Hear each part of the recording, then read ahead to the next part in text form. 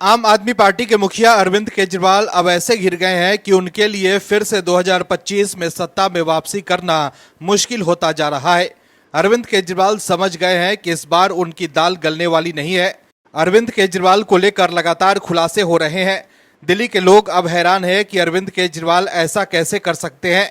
दर्शकों, दिल्ली में होने वाले चुनाव से पहले अरविंद केजरीवाल शीश महल को लेकर सवालों के घेरे में है। अरविंद केजरीवाल दिल्ली वालों को साफ पानी नहीं पिला पा रहे हैं, दिल्ली में प्रदूषण कम नहीं कर पा रहे हैं, लेकिन अपने लिए शीश महल बनवाकर परिवार के साथ ऐशो आराम की जिंदगी जी रहे थे। आम आदमी बनने वाले अरविंद केजरीवाल सीएम बनते ही खास आदमी बन गए और शीश महल में रहने लगे, लेकिन अब सच्चाई बाहर आ गई है। ऐसे में अब अरविंद केजरीवाल नए नए प्रपंच कर रहे हैं बचने के लिए। लेकिन इस खबर में आगे आपको बताएंगे सब कुछ डिटेल में कि कैसे केजरीवाल एंड कंपनी हो गई है एक्सपोज।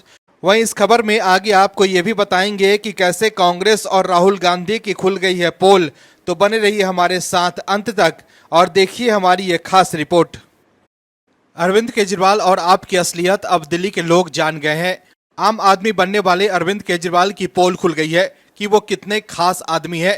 सिर्फ वोट के लिए अरविंद केजरीवाल आम आदमी बनने का नाटक कर रहे थे, लेकिन जैसे ही शीश महल को लेकर खुलासा हुआ और दिल्ली के सामने उनकी असलियत आई, वो समझ गए कि अब उनकी दाल गलने वाली नहीं है और अब लोग इसका जवाब चुनाव के दौरान जरूर देंगे। दर्शकों, आपके नेता पिछले 1 दशक से दिल्ली के भीतर सरकार चला रहे हैं, लेकिन दिल्ली वाले पूरे 10 साल बाद अपने आप को ठगा हुआ महसूस कर रहे हैं।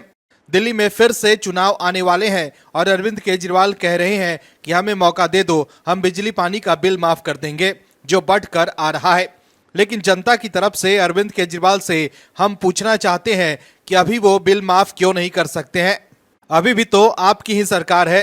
दिल्ली की जनता अरविंद केजरीवाल से पूछ रही है कि क्या आपकी सरकार में नहीं चल रही है क्या अरविंद केजरीवाल फिर से बिजली पानी का लॉलीपॉप दिखाकर दिल्ली की जनता को राजनीतिक रूप से ठगना चाहते हैं? जो काम बाद में हो सकता है उसे अभी पूरा करने में क्या दिक्कत है? तमाम सवाल है, लेकिन अरविंद केजरीवाल जवाब नहीं दे पा रहे हैं। दरअसल दिल्ली में होने वाले विधानसभा चुनाव से पहले जनता की नाराजगी देख अरविंद केजरीवाल की चिंता बढ़ती जा रही है। यही वजह है कि एक बार फिर अरविंद केजरीवाल जनता को अपने झांसे में लेना चाहते हैं। दरअसल अरविंद केजरीवाल ने एक जनसभा में ऐलान किया है कि यदि अगले साल होने वाले दिल्ली विधानसभा चुनाव के बाद वो सत्ता में आते हैं तो बिजली पानी के बढ़े हुए बिल भी माफ कर देंगे।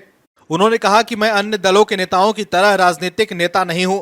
पिछले 10 वर्षों में मैंने लोगों के विकास के लिए काम किया है। मेरी शिक्षा देश के संस्थान से हुई है, इसलिए मुझे काम करना आता है। अरविंद केजरीवाल ने सभी को विश्वकर्मा दिवस की बधाई देते हुए कहा कि फरवरी में फिर से सरकार बना दो, सबके पानी के मौजूदा बिल माफ कर दूंगा और दोबारा जीरो बिल आने शुरू हो जाएंगे। उन्होंने कहा कि मेरे जेल जाने के बाद इन लोगों ने सबके पानी के बिल गलत भिजवा दिए हैं, लेकिन आपको बिल भरने की जरूरत नहीं है। कार्यक्रम में उनके साथ पूर्व मंत्री सत्येंद्र जैन भी मौजूद रहे। अरविंद केजरीवाल ने कहा कि मैं मैकेनिकल इंजीनियर हूं, पहले मैं आयकर विभाग में काम करता था, उससे पहले टाटा स्टील में काम करता था। उस दौरान बतौर इंजीनियर काम करने के दौरान हम कंपनी में हर साल विश्वकर्मा पूजा करते थे। आज मैं यहाँ चौथी बार आ रहा हूँ। पहली बार 2013-14 में जब यहाँ आया तो इस इलाके की सड़कें खराब थी, तब मैंने ठीक करने का वादा किया था। मैंने जो कहा था वो किया। अरविंद केजरीवाल ने कहा कि मैं आप लोगों की तरह आम आदमी हूँ, मैं नेता नहीं हूँ, मुझे राजनीति करने नहीं आती है, सिर्फ ईमानदारी से काम करता हूं। लेकिन दर्शकों, सवाल है कि अगर अरविंद केजरीवाल आम आदमी है तो वो शीश महल में अपने परिवार के साथ क्यों रह रहे थे? क्यों वो शीश महल बनवाकर जनता के पैसों का अपने सुख सुविधा के लिए इस्तेमाल किया? इसके अलावा अरविंद केजरीवाल ने कहा कि दिल्ली में बीजेपी की केंद्र सरकार बैठी है, लेकिन इन्होंने केवल दिल्ली वालों को तंग किया है।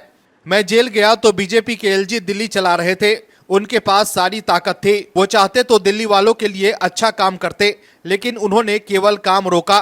दर्शकों, समझने की जरूरत है कि आपने दिल्ली की जनता को सिर्फ राजनीतिक रूप से ठगा है और फिर से वो ठग रहे हैं। सवाल है कि अगर अरविंद केजरीवाल को बिल माफ करना ही है तो वो अभी क्यों नहीं कर रहे हैं? अभी भी तो दिल्ली में आम आदमी पार्टी की ही सरकार है।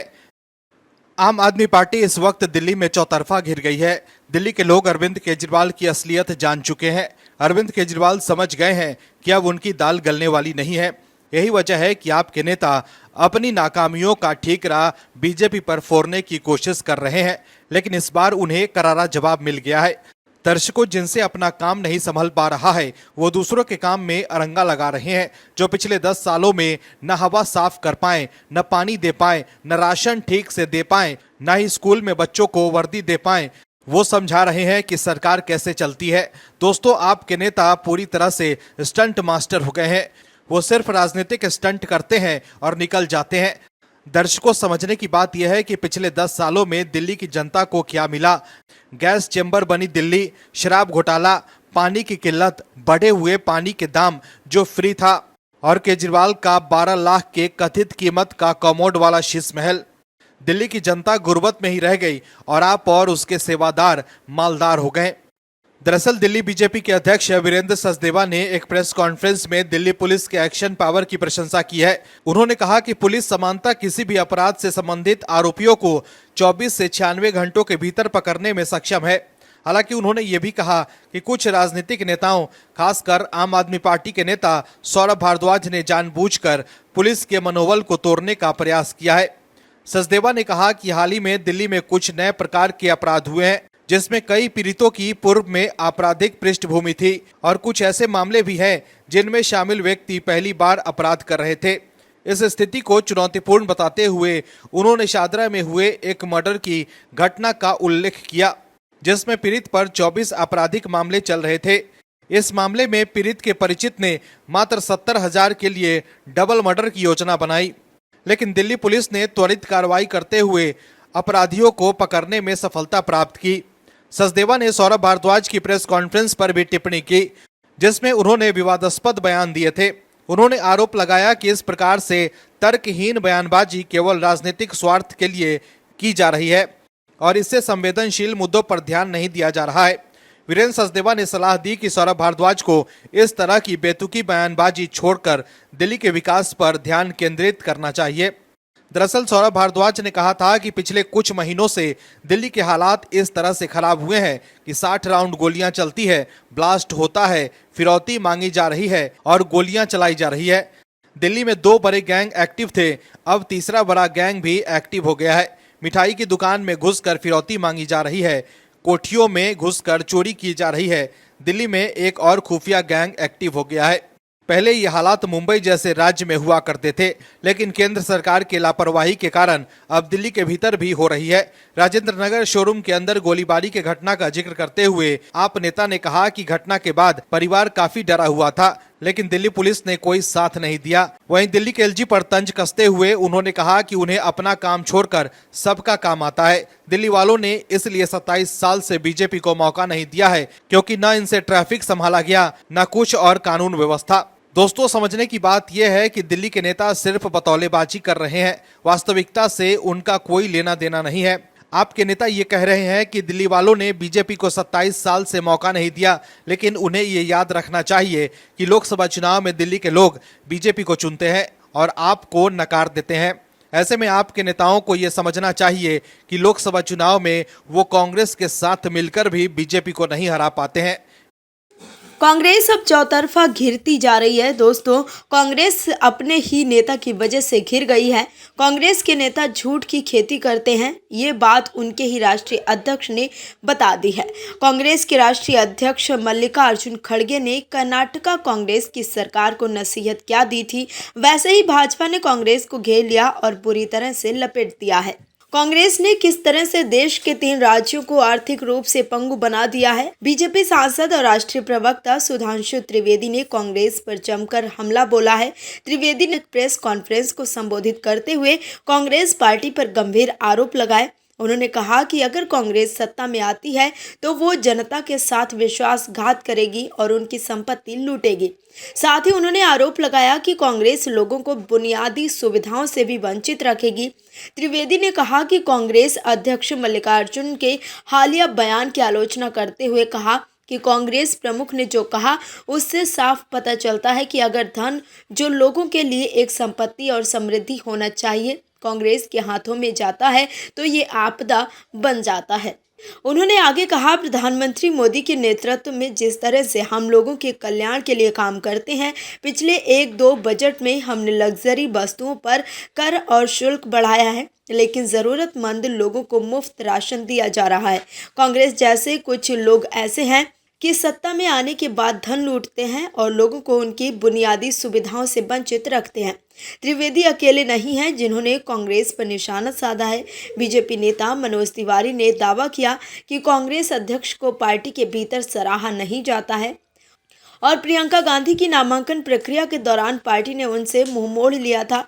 उन्होंने ये भी कहा कि मल्लिकार्जुन खड़गे निराश हैं। बीजेपी के राष्ट्रीय प्रवक्ता CR केसवन ने कहा, कांग्रेस पार्टी आगामी महाराष्ट्र और झारखंड चुनावों में भारी हार की ओर देख रही है। यही वजह है कि कांग्रेस पार्टी हताशा में डूबी हुई है। कल मल्लिकार्जुन खड़गे के घबराहट भरे ट्वीट इस बात का स्पष्ट संकेत है कि कांग्रेस चुनावों में हार मान चुकी है। कांग्रेस के नेता राहुल गांधी जहां भी जाते हैं वो गारंटी बांट देते हैं। जो खुद की जीत को लेकर आश्वस्त नहीं होते हैं वो जनता को गारंटी बांटते फिरते हैं, लेकिन अब उनका भांडा फूटने लगा है। दोस्तों, हरियाणा में कांग्रेस क्या हारी, वहां इसके बाद जूतम पैचार थमने का नाम नहीं ले रही है।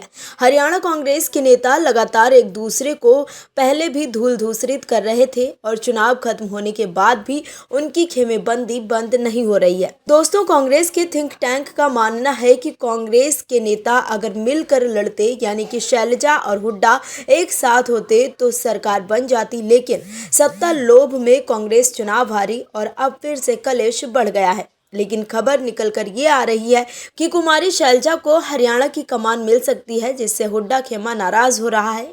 विधानसभा चुनाव के बाद से हरियाणा कांग्रेस में कुछ भी ठीक नहीं चल रहा है। विधायक दल के नेता के लिए लॉबिंग चल रही है तो कांग्रेस के प्रदेश अध्यक्ष पद पर भी नई नियुक्ति की संभावना जोर पकड़ रही है। कांग्रेस महासचिव एवं सिरसा की सांसद कुमारी शैलजा को पार्टी हाईकमान द्वारा एक बार फिर प्रदेश की अध्यक्ष पद की जिम्मेदारी सौंपी जा सकती है। पूर्व मुख्यमंत्री भूपेंद्र सिंह हुड्डा गुट ने प्रदेश अध्यक्ष के पद पर शैलजा की नियुक्ति को रोकने के लिए अपनी पूरी ताकत लगा दी है। हरियाणा विधानसभा में इस बार कांग्रेस के 37 विधायक चुनकर आए हैं, जिनमें से 33 विधायक हुड्डा समर्थक हैं। 4 विधायकों को कुमारी शैलजा समर्थक माना जाता है। इन 4 विधायकों के बोते पर हालांकि शैलजा गुट को ना तो विधायक दल के नेता का पद मिल सकता है और न ही प्रदेश अध्यक्ष पद पर उनकी दावेदारी बनती है। लेकिन विधानसभा चुनाव में जिस तरह से शैलजा ने नाराज होकर बड़ा खेल किया, उससे कांग्रेस हाईकमान सख्ते में है। विधानसभा चुनाव में कांग्रेस की हार के चाहे कितने भी कारण रहे हों, लेकिन हुड्डा व शैलजा की खींचतान की वजह से पार्टी के हाथ से सत्ता छूट गई है। रणनीतिकारों को उम्मीद थी कि राज्य में कांग्रेस की सरकार बनेगी, लेकिन पार्टी के राज्य स्तरीय नेताओं की आपसी खींचतान ने कांग्रेस को 5 साल पीछे धकेल दिया है। थिंक टैंक का मानना है कि यदि हुड्डा और शैलजा मिलकर चुनाव लड़ते तो राज्य में कांग्रेस की सरकार बनना तय था, लेकिन ऐसा नहीं हुआ। हुड्डा खेमा अपने स्वयं के बूते पर राज्य में कांग्रेस की सरकार बनी हुई मानकर चल रहा था, जबकि शैलजा गुट को अपनी नाराजगी के माध्यम से ताकत दिखाने का मौका मिल गया, जिसका पार्टी को बड़ा नुकसान हुआ है। कांग्रेस इन नेताओं में अब भविष्य में तालमेल बना रहे और पार्टी में सिर्फ हुड्डा का एकाधिकार न रहे, इसके लिए हुड्डा के स्थान पर किसी दूसरे को कांग्रेस विधायक दल का नेता बनाने की चर्चा चल रही है कि हुड्डा के बिना कांग्रेस की राजनीतिक प्रगति संभव नहीं है। लेकिन इसके बावजूद हाईकमान किसी दूसरे को कांग्रेस विधायक दल का नेता बनाने की संभावनाएं तलाश रहा है। कुमारी शैलजा चूंकि पहले भी हरियाणा कांग्रेस की अध्यक्ष रह चुकी हैं, तो ऐसे में उन्हें पार्टी दोबारा जिम्मेदारी दे सकती है, जिसका अंदर ही अंदर हुड्डा खेमा विरोध कर रहा है। दोस्तों, अब देखना होगा कि अगर कांग्रेस ये कथित बदलाव करती है तो हरियाणा में क्या उथल पुथल होती है। Bureau report, OMH news. और भी वीडियोस देखने के लिए चैनल को सब्सक्राइब करें और बेल आइकन को दबाएं।